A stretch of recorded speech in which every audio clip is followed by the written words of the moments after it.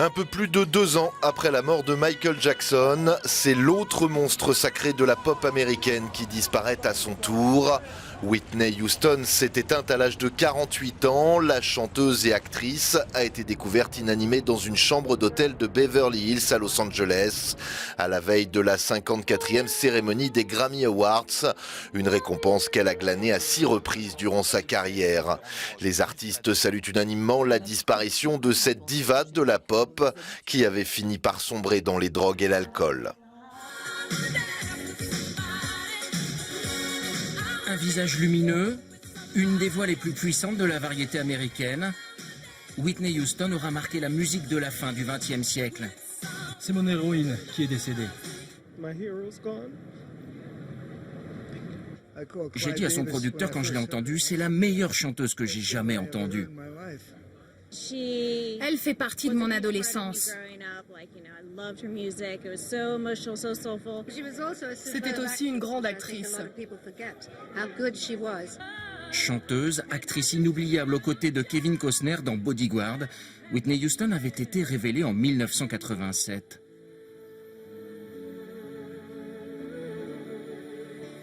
Après quelques tentatives dans le mannequinat, elle trouve sa voix. Et la petite chanteuse devient une figure de la musique américaine.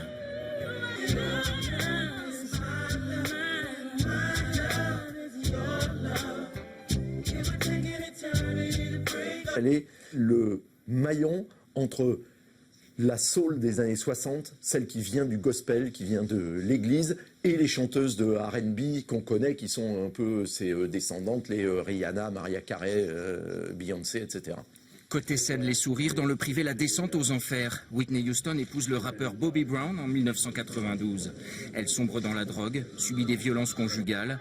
En 2009, coup fatal, ses cordes vocales sont abîmées. La même année, elle tente un comeback, promet que ses années sombres sont derrière elle. Rien n'y fait. La diva a perdu son aura.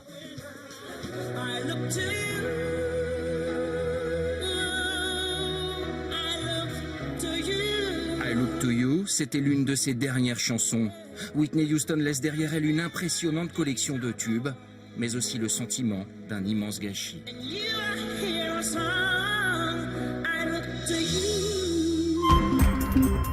Le Parlement d'Athènes face à ses responsabilités. Les députés grecs doivent voter ce dimanche en faveur du nouveau plan d'austérité imposé par l'Europe et les créanciers de la Grèce en échange de leur soutien.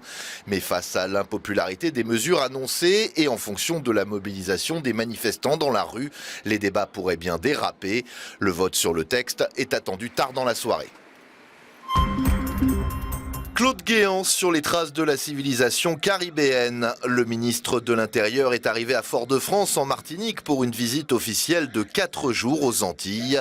Un voyage dans un climat particulier après ses propos sur la hiérarchisation des civilisations. Racisme qui ne vaut rien. Ils sont peu nombreux à attendre Claude Guéant à l'aéroport. Une poignée de manifestants est venue crier sa colère contre les propos tenus par le ministre sur les civilisations. Je suis une Martiniquaise, je suis une citoyenne du monde et je n'ai plus qu'à me sentir offensée. Dès son arrivée, Claude Guéant se rend au commissariat. Une visite de quelques minutes au pas de charge. Sur la polémique, il parle de malentendus et persiste. Je crois que c'est de bon sens de considérer qu'une civilisation qui favorise la démocratie, permet l'épanouissement des libertés individuelles, eh bien c'est mieux qu'une civilisation qui bafoue les libertés et s'accommode de la tyrannie. C'est tout ce que j'ai dit et je ne vois pas en quoi mes propos peuvent blesser quiconque.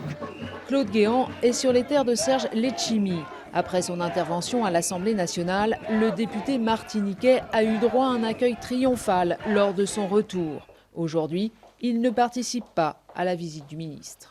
Nous avons décidé de ne pas faire cet honneur à M. Guéant parce qu'il a, de notre point de vue, agressé moralement et surtout des hommes et des peuples dans leur dignité.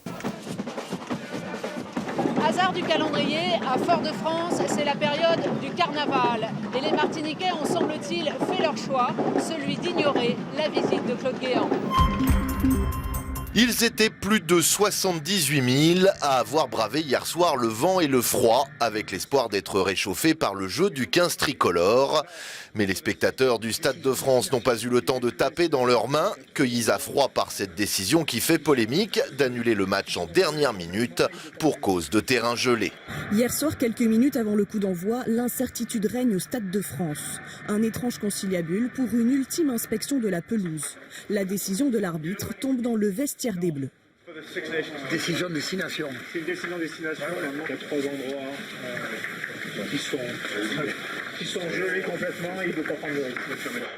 Au même moment, les supporters patientent déjà dans le froid, billets en poche et impatients.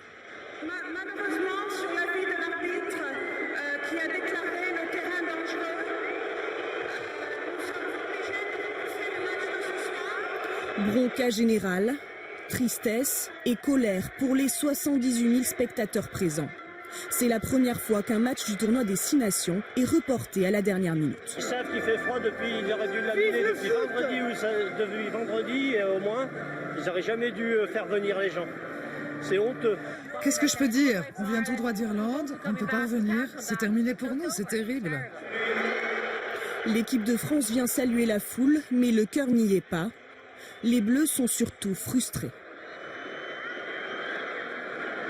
On est déçus, on aurait voulu jouer, on était prêts, on avait bien préparé ce match, donc mais c'est comme ça.